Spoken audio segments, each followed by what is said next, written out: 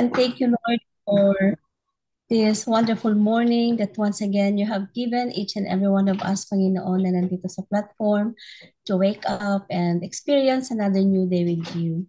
Indeed, Panginoon, we worship you because you are holy. We worship you because you are our God. We worship you because you are our Father. We worship you because you love us, Father, and we love you too. As we continue, Lord, to have our morning devotion, we ask you, Holy Spirit, to lead us and guide us in everything that we do today, in our songs, in our sharings, and in our prayer. In the mighty name of Jesus, amen and amen. Amen. So, good morning po ulit sa ating lahat. Good morning, and praise God. Another beautiful day dito sa UK. Medyo wet morning. I'm just gonna share po.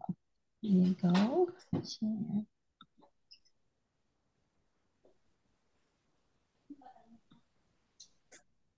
That's okay. So, ang topic po natin ngayon is about um, Dwight Moody. He is his life being grandfather.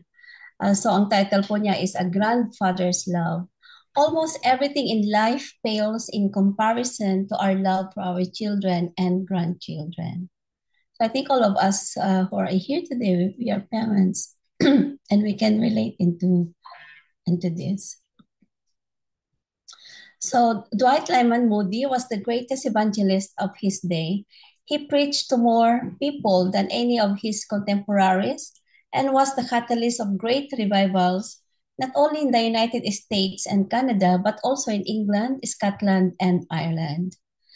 Yet what meant more to Moody than even his evangelistic ministry was his family. He had 3 children, Emma, Will, and Paul Dwight. The arrival of his grandchildren brought Moody special joy. So, naging grandfather na siya. The first 2, Will's daughter, Irene, and Emma's daughter, Emma, were born in 1895. Moody loved them dearly.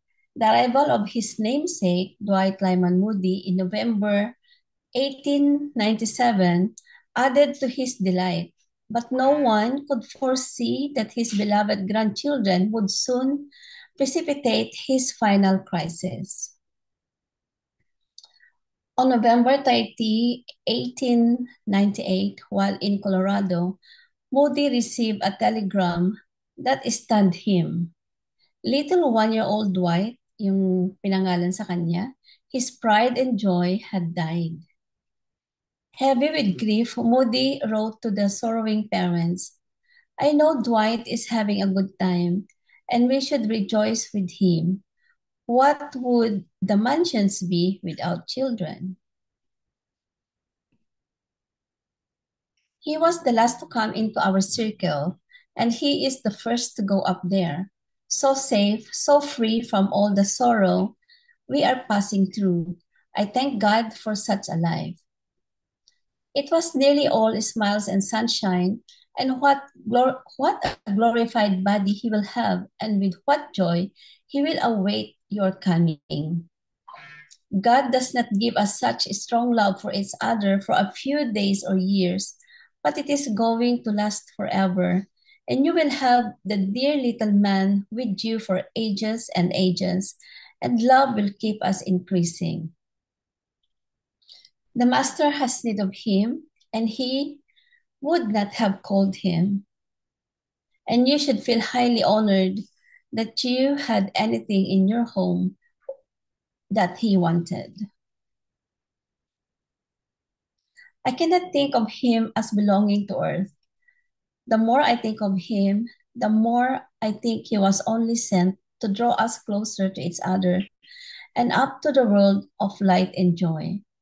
I could not wish him back. If he could have all earth could give him, dear, dear little fellow, I have no doubt that when he saw the Savior, he smiled as he did when he saw you.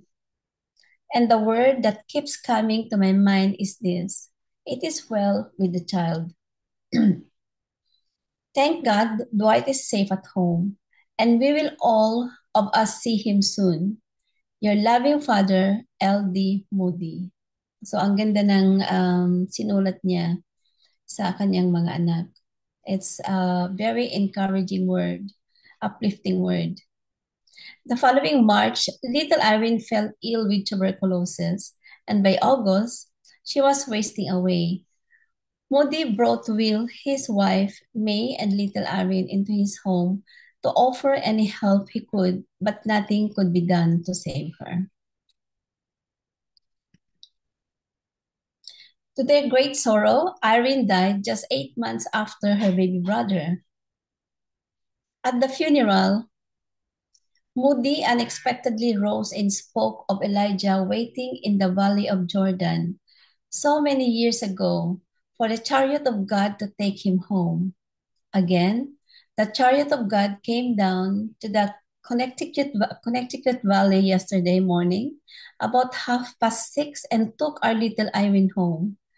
Grief weighed heavily on his grandfather's heart, and just 4 months later, L.D. Moody himself was the one who was dying. He revived momentarily and said, "What does this all mean? I must have had a trance. I went to the gate of heaven. Why is it so wonderful? And so the children." His son Will asked, "Oh, Father, did you see them?" Moody answered, "Yes, I saw Irene and Dwight. Moments later, he was with them."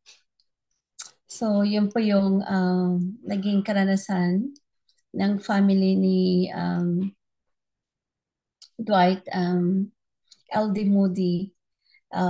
Kung titignan siguro natin, it's very, very hard kasi 9 months after yung bunso na kanyang apo, kinuha na ng Panginoon, and then 9 months after, yun namang kapatid niya ulit.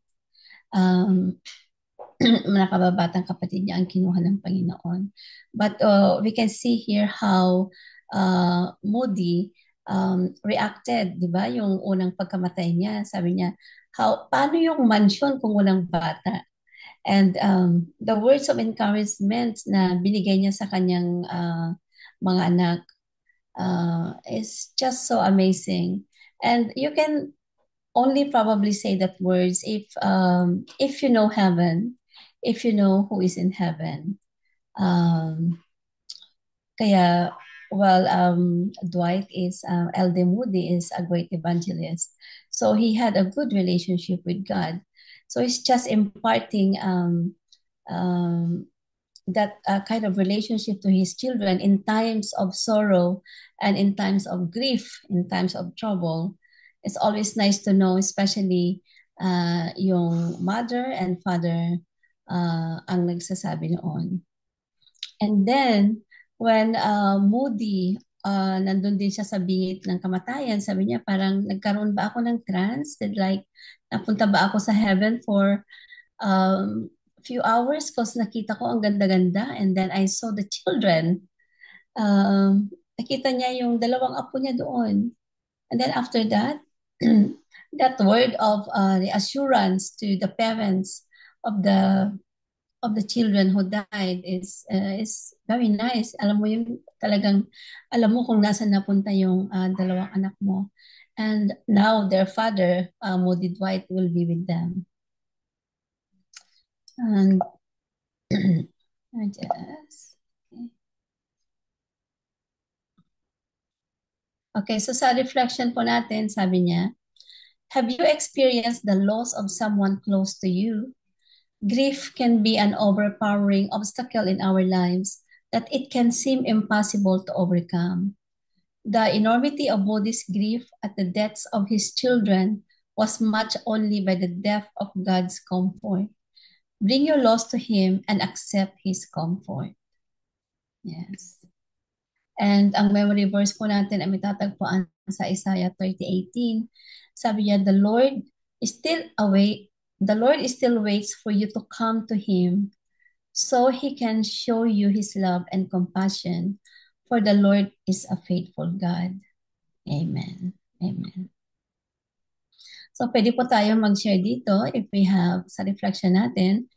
Have you experienced the loss of someone close to you? Grief can be an overpowering obstacle in our lives. So during our grieving process, um, what have we experienced um, during that time? Alam po natin yung pag nawala natin ang ating minamahal, either be mga magulang, mga anak, someone that is really close to us, napakahirap. Kahit alam natin na nagkaroon sila ng relationship sa Panginoon, mapupunta na sila sa heaven, they're going to be with the Lord, it's still quite hard to lose them, di ba ganon? Especially para sa mga anak, if they lost their parents, it's quite difficult and it's quite hard. Para sa mga magulang, pag na-lost nila yung mga anak nila, it's also very hard. And for just like Moody, Dwight Moody, losing your grandchildren is also very hard, and is the way that we accept that loss is very important. Yung word na grief, um, everyone is grieving when they experience this kind of hardship and difficulties in their life.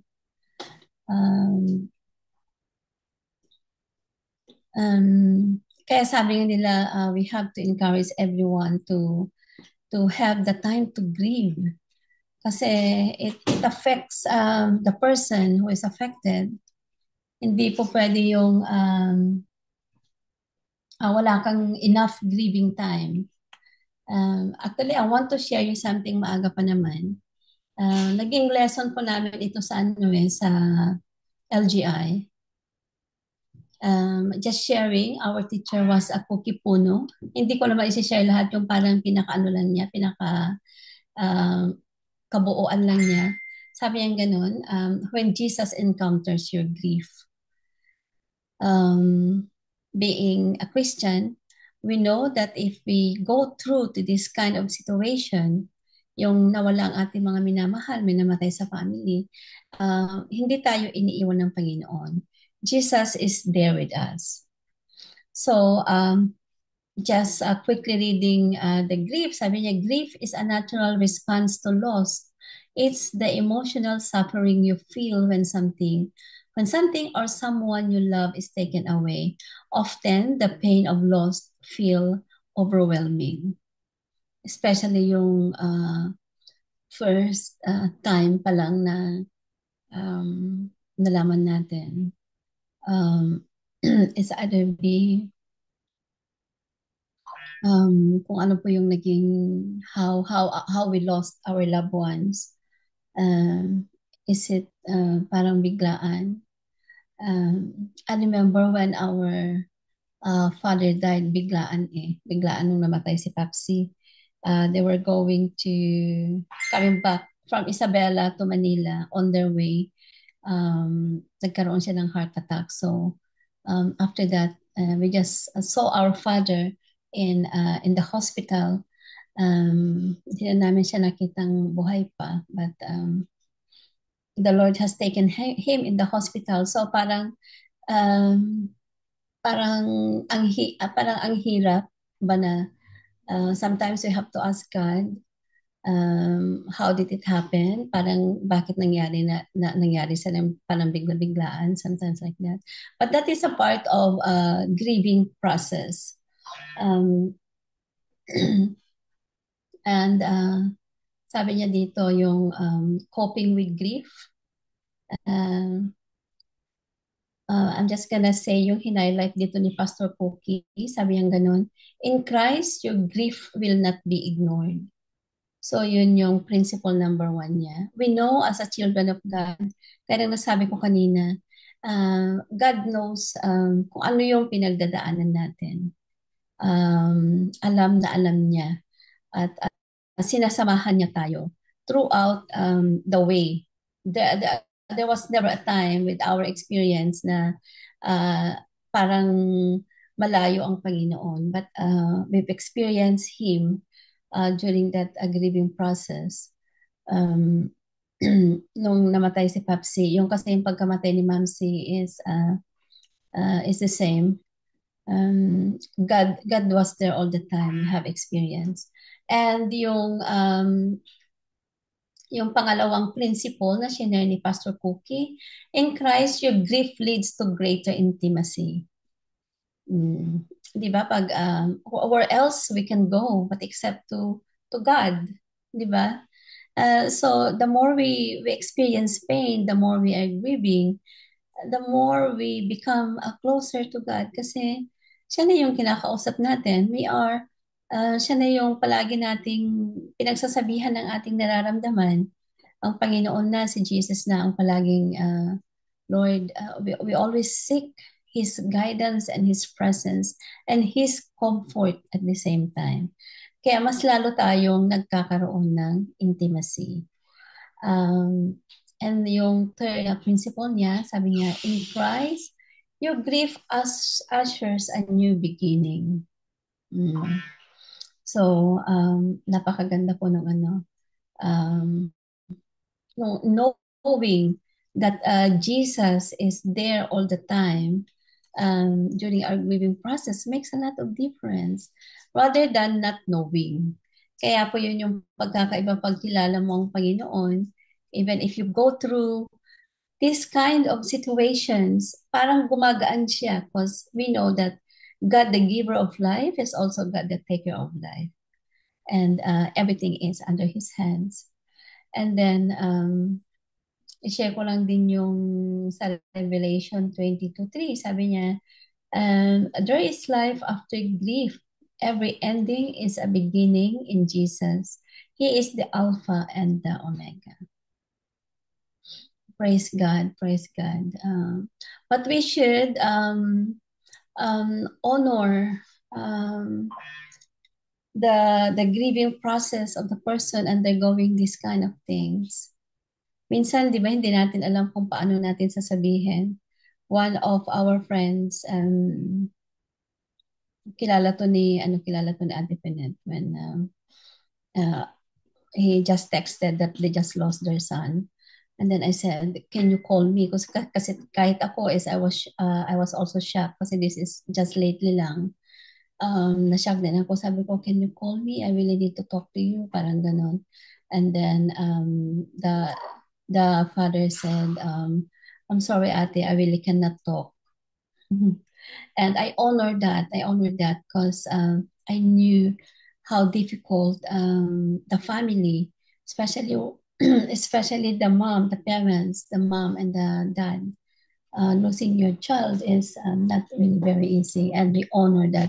We give that space for them to grieve properly, and yeah, praise God for that. So, meron po bang pwedeng mag-share sa atin? Have you experienced any loss and how that affect you as a person? How that affect you as a child of God? And what happened? What was your experience? Could be nice if you can share din po. So it's still early, so just unmute and share if you can. Mm, Ako, sis. Ate, yes po. Hello. Yes, yes po. Um, Being a grandmother, I can just so relate dito po sa kwento o ng buhay ni D.L. Moody. Ah, Yun nga yung dahil yung sa grandchildren niya. And I am just parang nagre-reflect din ako. Sabi ko nga, truly, bilang, siguro hindi la, tayo nga yung mga, bilang parents, sa mga anak natin, gusto natin, kasama natin din sila dito sa earthly life natin, kasama din natin sila sa ating eternal life, hindi ba? Na gusto natin magkakasama tayo lahat doon. Walang maiiwan, walang mahihiwalay, hindi ba? And so, the same goes with the grandchildren as well. And nire-reflect ko nga lang na praise God that D.L. Moody is well, we don't know kung gaano kalayo yung agwat ng edad niya dito sa mga grandchildren niya. I don't know. I don't kung nabanggit how old was he, di ba? But obviously, siyempre, isipin siguro natin, maybe he was a bit older. Kaya yun ang isang napakahalaga na ako mismo kasi personally sa aking mga apo ngayon, even though yung edad napakalayo yung agwat ng edad, it's not like our children, 'di ba, na medyo malapit. And you can talk to them like they are in an adult way. Pero mga bata, mga grandchildren kasi of course we expect that they will be much younger. And I always have that thing in mind na sabi ko na naiintindihan na no matter how young they are, um they understand. Nakakaano tayo ng mga bata na as young as 4 years old, 5 years old. When we talk to them about Jesus, about heaven, about God, uh, they pay attention. Naano ko yan sa mga apo ko kasi they pay attention. They listen, especially when you tell stories in a way, in a storytelling way. Kasi yun yung gusto ng mga bata, 'di ba? Yung parang yung nagkukwento ganun. And why do we do that? Because we want them to be with us, or kung hindi natin yun katulad kay D.L. Moody, ang mga matatanda kasi lagi nating naririnig. Ewan ko kung ito'y Filipino culture lang, pero 'di ba naririnig natin yung ang ang mag ang anak ang dapat na naglilibing sa magulang, hindi yung magulang ang naglilibing sa anak, parang ganon. Yung lang, it's like sabi natin na kasi mas matanda ka, dapat mauuna kang mamamatay o mawawala, ganon, o kukunin ng Panginoon. But it doesn't work that way, hindi ba? Sa ating Panginoon, you know, only God knows kung sino yung mauuna at kung sino yung mahuhuli. So, hindi natin hawak yon, ang Panginoon lang. So, anumang edad, katulad yung mga apo ni D.L. Moody, they were so young. And we would say na ang bata-bata pa nila, but yun na nga. So the point is we have to get them ready as we are ready ourselves. Kung tayo ready na tayo, but how about the children? Yun nga, we have to get them ready as well. Kung minsan sabi ko, Lord, gusto ko kung kasama ko yung mga apo ko dito, kasama ko din sila sa heaven. Kumbaga, magkakasakasama kami doon. But how will that happen if we don't prepare them now? Yun. Kaya as early as their age, 4 years old, 8 years old, we can make them aware, and we can make them know that there is a savior. In that way, we can be rest assured, we can be sure. And I'm sure si D.L. Moody, he was doon, according doon sa kanyang sulat sa kanyang mga anak, di ba, when he was reassuring them, he was very sure that his grandchildren will be in heaven, or we're in heaven. And so yun doon ako na-amaze, sabi ko, how there was that assurance, there was that confidence sa ating Panginoon na talagang alam niya kung nasaan yung kanyang mga apo niya, yung mga apo niya. So yun parang isang palaisipan, it's a reminder to us all that when yes, we are ready ourselves, but what about especially the little children? As early as now, we can start uh, sharing with them and making sure that they accept Jesus as their Lord and Savior. Si Cassandra, sorry po napapahaba ako. just recently, just recently, I had this heart-to-heart talk with her. She's 8 years old. Kilala niyo po si Cassandra yung apo ko. She's 8 years old. And sabi ko, she might be ready. I'm not sure, only God knows kung ano yung nasa isip niya, kung ano yung nasa heart niya. But sabi ko nga, if she is able to understand yung mga lessons nila sa school, then sabi ko, Lord, I believe she's ready and she's able to understand if I talk to her about you. So we had a sit down conversation one Sunday morning, and I asked her that question. Do you know Jesus? Do you know? And she was so receptive. She was I also prayed before I did that that the Lord will prepare her heart. Okay. And so I said I asked her to pray the prayer of acceptance, the prayer of confession and forgiveness and acceptance. And from that time on, I believe that that Jesus, has entered her heart, and we cannot underestimate, we cannot say, syempre iniisip siguro natin yun na naiintindihan kaya niya, but leave it to God. Hindi ba si Jesus lang ang bala doon. He will make her understand. So yung mga ganong, because sabi ko nga, I want to be with my grandchildren in heaven one day. Kaya and this is the time, preparation time natin para sa kanila. Yun po. Thank you for letting me share. Napahaba. Thank you, Praise ate, for God. the beautiful sharing. Totoo po ba na mas mahal ng parents ang apo? Sabi nila na mas Sabi mahal. nga nila, walang favorite. Yes, yes, indeed. Hindi, sabi lang nila mas masarap daw ang apo. Oo, oo. Pa yun. Yeah, kasi even the experience of Dwight Moody, 'di ba, nung nagkaroon na siya ng mga apo, nagkaroon siya ng kakaibang sigla according to our story. So the mga apo bring so much joy and delight in the parents and the grandparents' lives. Yes, sino pa ang gustong mag-share ng kanilang mga karanasan? Karanasan po.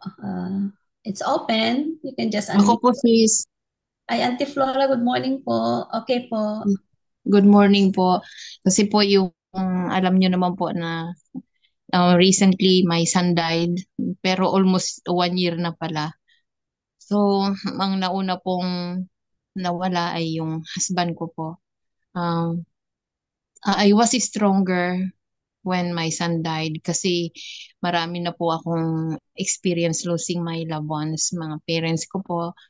Um, I can say that losing a loved one uh, brought me closer to God.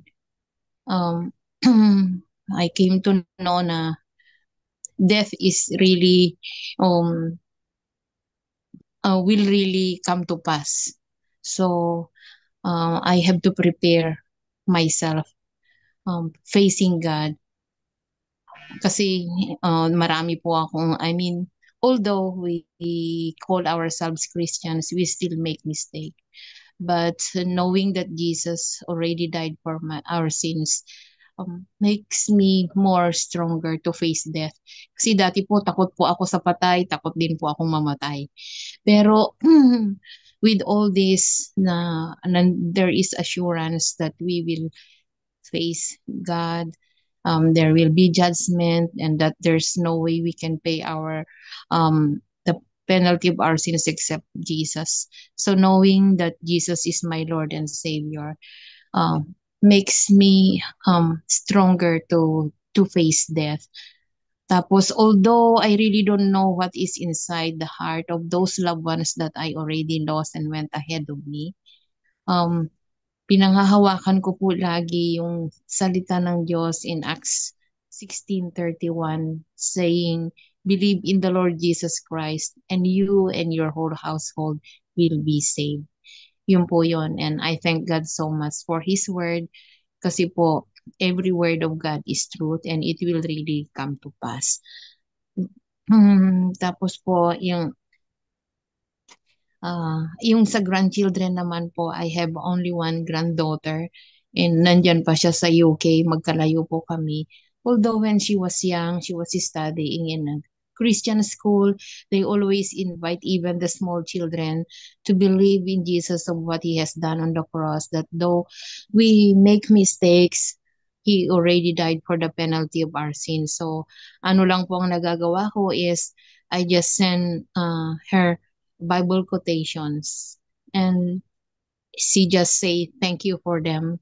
Yun lang po yung daughter-in-law ko po ang aking laging ipinagdadasal po na baguhin ni Lord yung kanyang stony heart to believe in Jesus. Katulad po niya, na hospital po siya, and though she did not say amen when I prayed for her while she was in the hospital, but she listened, I know. Ilagay mo ako yung kamay mo diyan sa tiyan mo kung saan yung masakit and I'll pray for you. She did not say amen, but because I know she listened, um, that's an assurance for me that one day she will really surrender to Jesus po. Sorry for taking the time po, and thank you so much for letting me share. God bless you po. Thank you, Auntie. Thank you for the lovely sharing. Meron pa po tayong time. I think it's still, kung meron pa pong, isa po siguro na pwedeng mag-share about the experiences.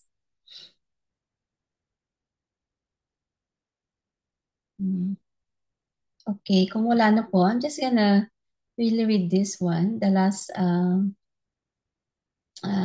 few lines of our reflection. Sabi niya, the enormity of Bodhi's grief at the death of his grandchildren was matched only by the depth of God's comfort.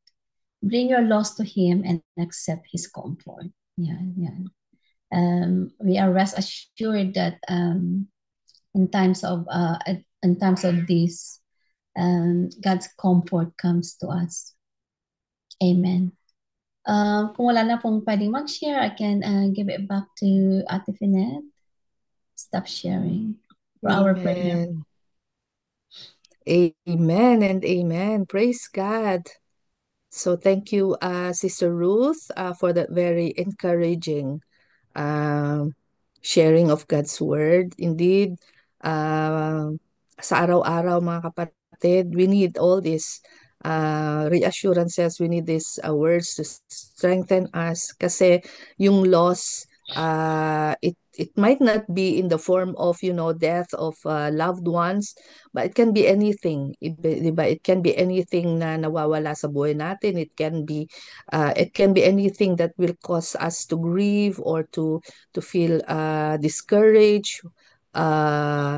Yung it could be a loss of work, it could be loss of yung relationships or broken relationships, it can be loss of anything that we kung minsan meron tayong attachment and then we find out that the attachment is no longer there. So that only goes to say it's reminding us that nothing in this world is permanent. Talaga namang, this world even this life is not even permanent. We are just pilgrims on this earth. We are just passing by.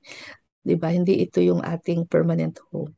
So, that's why the Lord, yung mga salita ng Panginoon, yun ang ating magsisilbing kalakasan in those times na there is a ano ba yun, yung life after this earthly life is what we look forward to. And yun yung nagbibigay sa atin ng hope, ng strength, and especially it deepens our faith. Kaya there are reasons why God allows these things to happen, and one of them is to deepen us in our faith, to strengthen our relationship with Him. So yun po yung makita natin. Okay, so there you go. Let's move on po sa atin pong prayer time.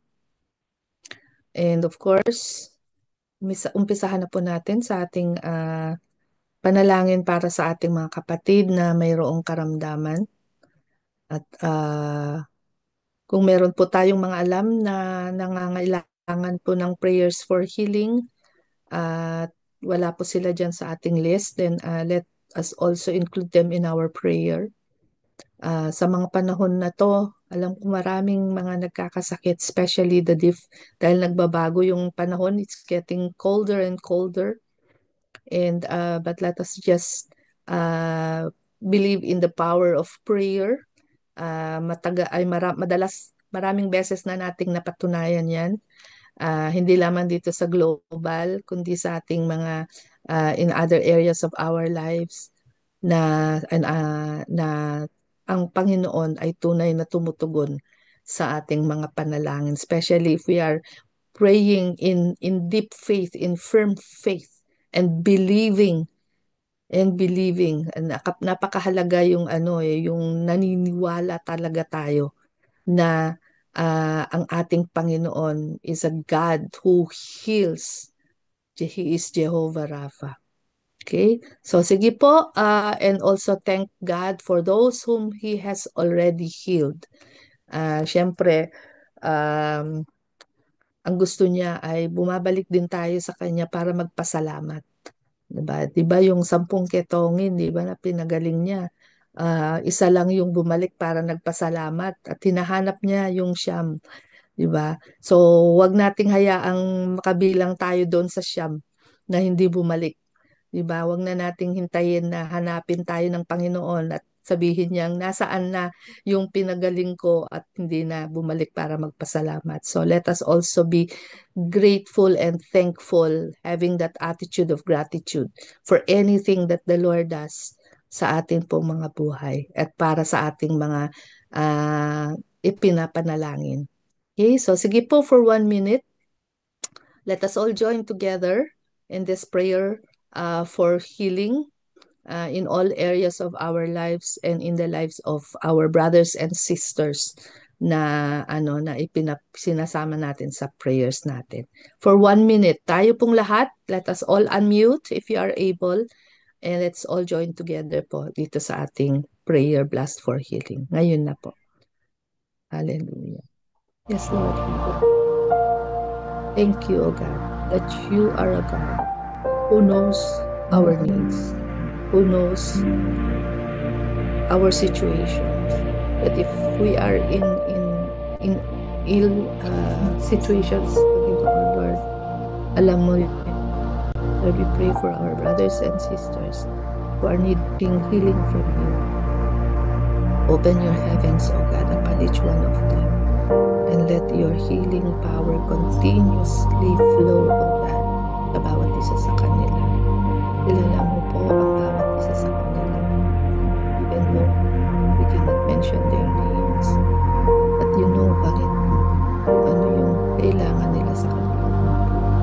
And thank you, God, that we know we can depend on you, and that we know, Lord, that this weapon of prayer, you have given it to us so that we may use it, Lord, in such a time as this. Thank you for those whom you have already healed, O God. And for those who are still waiting for healing from you, O God, we continue, Lord, to lift them up to you in prayer, believing in faith, O God, that in your perfect time and in your perfect way, they will also receive their healing from you. In Jesus' name, amen. Amen. Next, let us pray for the pillars of society. And today po, we are praying for the education. At napakahalaga, the role of education that sa ating buhay, hindi lamang in the secular aspect, but also especially sa ating pong buhay spiritual, na patuloy po tayong nag-aaral, patuloy tayong nagigain ng understanding sa mga salita ng ating Panginoon upang ito ay mas higit nating na ia-apply sa atin pong araw-araw na buhay, at ito ay maibahagi din natin, maipaliwanag natin ng maayos sa mga taong nakakasalamuhan natin, especially yung mga binibigay sa atin ng Panginoon for divine appointments natin, upang mga opportunities to share the Word of God. At patuloy po yung ating panalangin para sa mga nag-aaral, mga estudyante, and of course for the teachers as well. Lahat ng mga nagtuturo, it's not an easy task. It's not an easy job na magturo, di ba? Those who are in the teaching profession, those who are involved in running schools, kasama po natin sila sa ating panalangin. At syempre, yung mga magulang din, na sila yung mga unang teachers, di ba? Alam natin yon. The parents are the first teachers of the children. So, let's also pray that ito ay magampanan ng mga magulang ng maayos at naayon sa leading ng Holy Spirit. At let us pray that more and more Christian educators, more and more Christian teachers, more and more Christian students will rise up, na itataas ng ating Panginoon, at magiging pagpapala sa area na ito ng ating society. Okay, so sige po, for 1 minute, let's all join together. Ito po sa prayer blast for education. Ngayon na po. Yes, hallelujah, Lord. In this pillar of society, Panginoon, education, alam namin, O God, na ito'y napakahalaga, O God, Lord. Na kami, Panginoon, lahat ng tao, O God, ay natututo, O God. There is a need, O God, for people to be educated, to learn, to study, O God. And we pray, Panginoon, Lord, na ito ay maging paraan to instill spiritual values, moral values, Christian values, social values, O God, sa mga tao, Panginoon. Especially, Lord, sa mga bata, Panginoon, na sila ay maimulat, O God, sa mabuting pamumuhay, sa magandang asal. Especially, O God, na sila ay matuto, O God, sa inyong mga salita. Lord, thank you because you have given us this responsibility, O God, bilang mga adults, O God, mga grown-ups, O God, to also share, Panginoon, what we know and what we learn from your words, Lord. At i-guide namin, O God, ata, mga taong kapaligid sa amin, O God, Lord, towards that love and salvation, the grace that you are freely offering to everyone, O God, who will believe and who will accept you. In Jesus' name, amen. Amen. At susunod na po yung ating prayers for the nations. Patuloy yung ating intercession through prayers sa mga bansa, ang Israel, ang Palestine, ang Lebanon, Iran, even Ukraine and Russia. At syempre ang ating bansang Pilipinas and the conflict with China. So patuloy po yan ang ating panalangin. Prayerfully, itong mga plans for ceasefire, ayan, between Israel and Lebanon, between the Hezbollah group, ay magkaroon na po ng katuparan at mai-implement yung mga conditions na nakapaloob doon sa kanilang ceasefire, para naman yung mga tao na relocate yung sila ay makabalik na. I think that is the reason why, so that all these thousands and thousands of people will be able to go back to their homes and to ma-restore yung kanila pong mga kabuhayan, mga buhay since the beginning of the war. I think it's more than a year now. We can just imagine kung papaano yung kanilang mga pinagdadaanan at nararanasan being away from their homes. Okay, so sige po mga kapatid, and also let us continue to pray for all the leaders of the governments, wherever we are on different locations, that they will also have that deep conviction na to seek yung good counsel para sa kanilang to guide them sa kanilang pamamalakad, implementation ng kanilang mga policies, of their plans as well, para sa bansang mga kanilang pinangungunahan. And so yun po ang atin pong, and if there's anything else that comes to mind and the Holy Spirit is impressing in our hearts, then let us also include that in our prayers. Sige po, for 1 minute, tayo pong lahat sama-sama sabay-sabay dito sa ating prayers for the nations and the governments. Hallelujah. Yes, Father God, Lord, continue to lift up to you, Panginoon, all our concerns, Lord, for the nations and the governments. Dahil ikaw, O God, ang alam namin, Panginoon ng lahat, O God. You are still very much in control. At ikaw pa rin, O God, you still have the last say, Panginoon. Thank you. And so, Lord, we lift up to you continuously itong mga peace talks or ceasefire, Panginoon, between Israel and Lebanon, the Hezbollah group, so that people, Lord, can go back to their homes, especially po malapit ng Pasko, God, and of course, people would like to go home, to be home and celebrate, oh God, the coming of our Lord and Savior Jesus Christ, in a way, in a manner, Panginoon, sa maayos na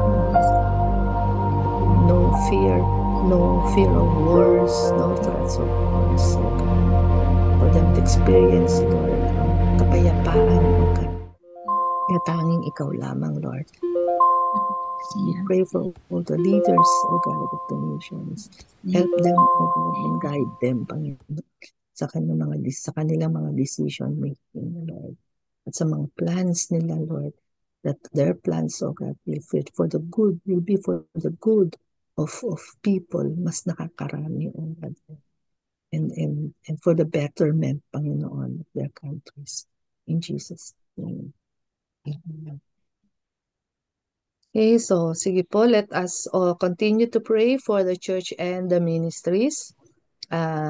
Itaas natin sa ating Panginoon ang lahat ng kanyang mga manggagawa at mga pastor, mga diakonesa, mga leaders ng iglesia, every member of the church. Lahat ay tinawag niya. He has chosen, including us, to do the work that he has left to his followers, to his disciples, to continue, diba? Until he comes again, until Jesus returns. So, ipanalangin po natin yung mga iglesia na patuloy na nakakaranas ng mga persecutions, mga hostilities, lalo na sa mga Middle East countries, mga kapatid natin sa UAE, and also in the communist countries, yung mga lugar na talagang walang kalayaan ang mga Christians to do yung in public ang kanilang worship, ang kanilang pag-aaral ng salita ng Panginoon, and even to even just read the Bible. Diba yung sa mga lugar na pinagbabawal, even just to carry a Bible with you. And yung mga lugar, even here in the UK, alam po natin yon, that even just to pray, even in silence, ay meron na ring mga batas o meron na ring mga rules tungkol dyan.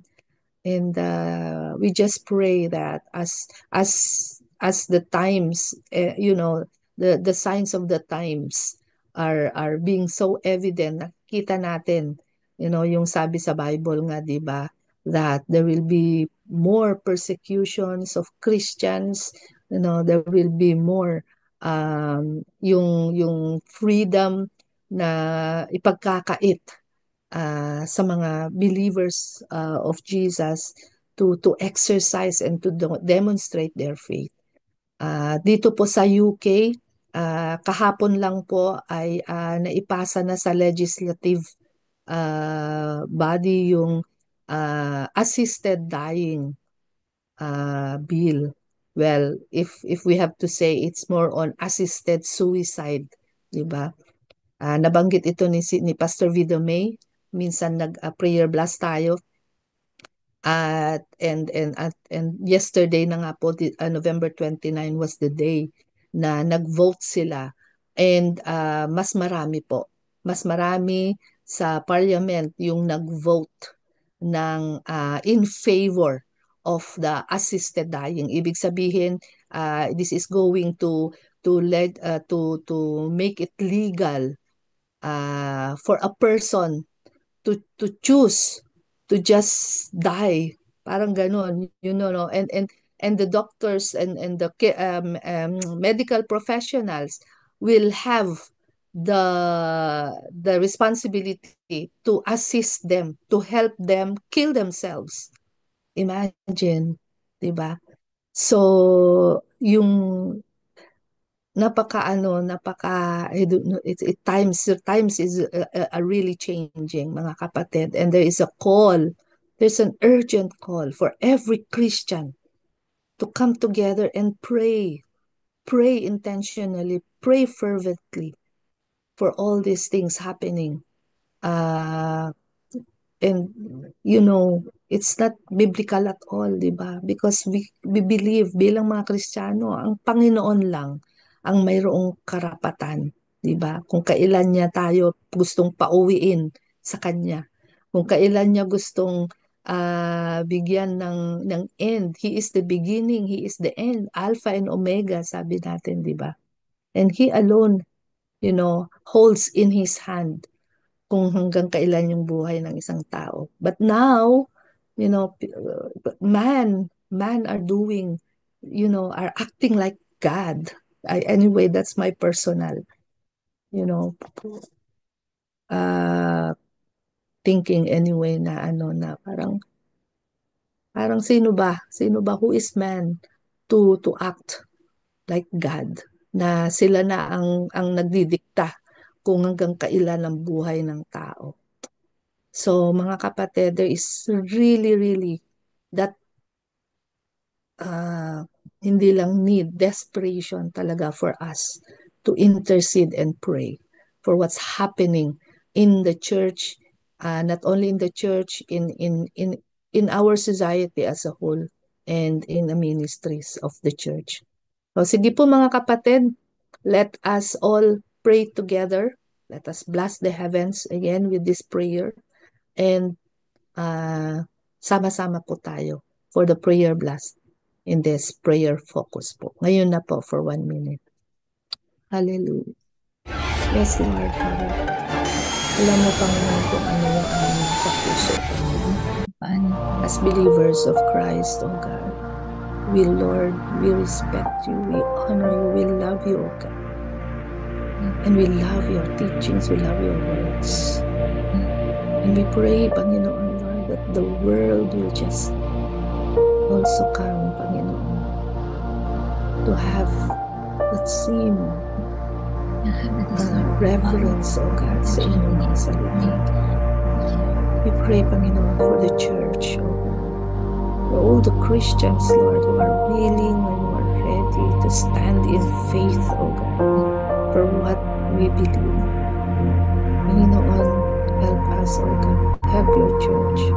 All the pastors and the deaconesses, the leaders and the body of Christ. Lord, sa amin pong pagganap ng mga ministries, ng mga missions, Panginoon, evangelizing people, letting people know that there is a God who loves them, who is a God who is gracious enough, O God, to give them, O God, yung isang buhay, Panginoon, na walang katapusan, Lord. Panginoon, patuloy kang mangusap, O God, sa buhay ng bawat anak mo, O God.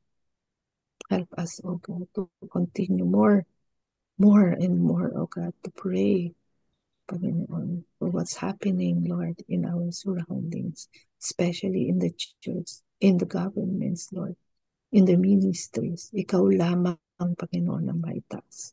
And we do all this, Lord, for your glory alone. In Jesus' name. Amen. Amen. Okay. So, mga kapatid, is there meron ba pa tayong birthday celebrants or wedding anniversary po? Kahapon pala yung sinasabi kong nag-celebrate ng wedding anniversary sila Sister Venus and Brother Rabs sa Batin. Hindi pala sila Sister Babes. Kaya pala nagtataka si Sister Babes.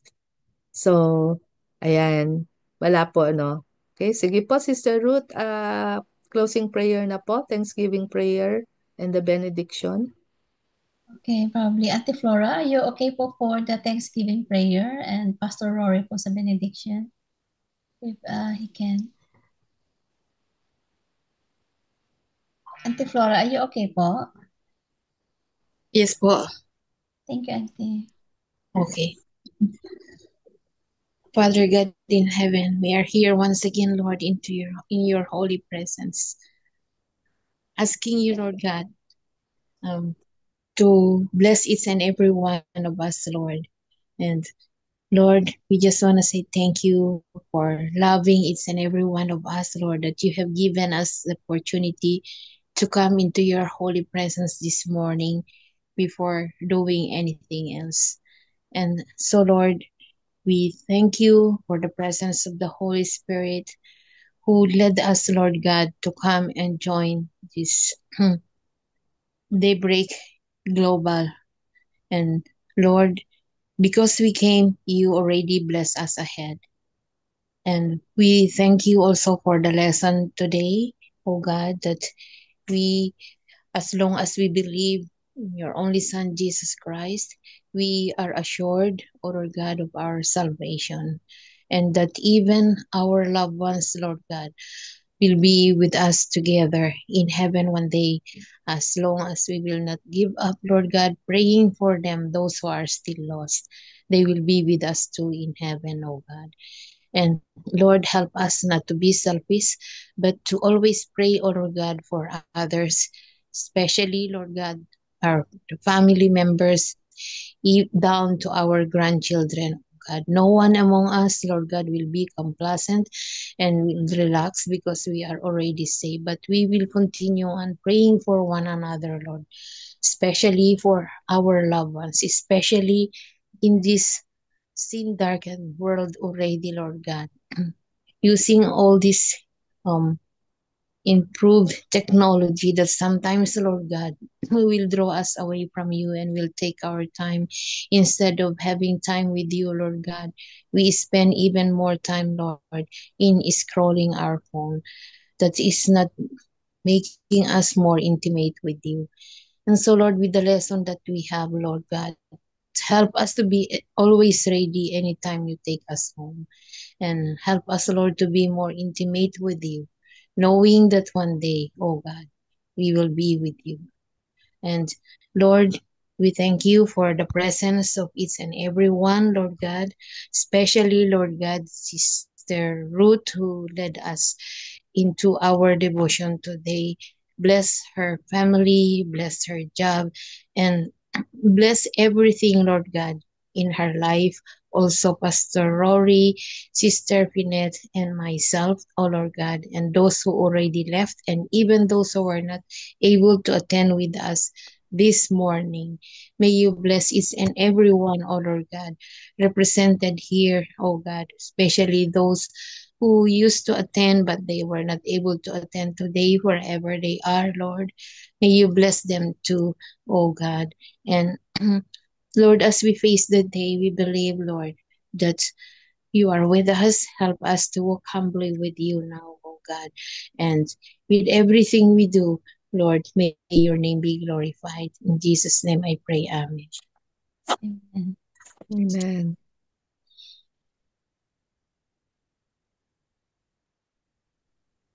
Tanggapin po natin ang masaganang pagpapala ng ating Diyos Ama, Anak at Espiritu Santo. Ang kanyang pagmamahal ay tunay na wagas at dakila at sa ating Diyos na buhay na laging sumasa atin at laging gumagabay. Tanggapin natin ang kanyang salita. Tanggapin natin ang kanyang pangako. Tanggapin natin na siya ang tunay nating buhay. Ngayon at kailanman. At ang kanyang salita ngayon na kanyang dineklara at ito'y ating tatanggapin. Sa mga bilang kabanatang 6 talatang 24 hanggang 26. Pakiplay po at pwede.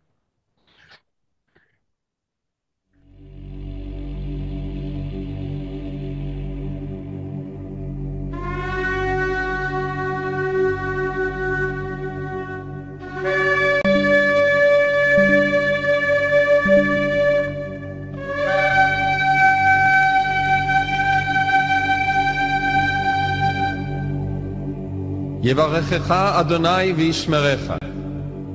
יאר אדוני פניו אליך ויחונקה.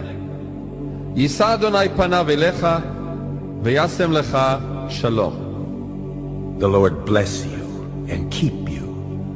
The Lord make his face shine upon you and be gracious to you. The Lord lift up his countenance upon you and give you peace. Amen. Amen. Amen. Amen. Maraming Praise salamat, God. Ate Ruby. Maraming salamat. Thank you po. You po for our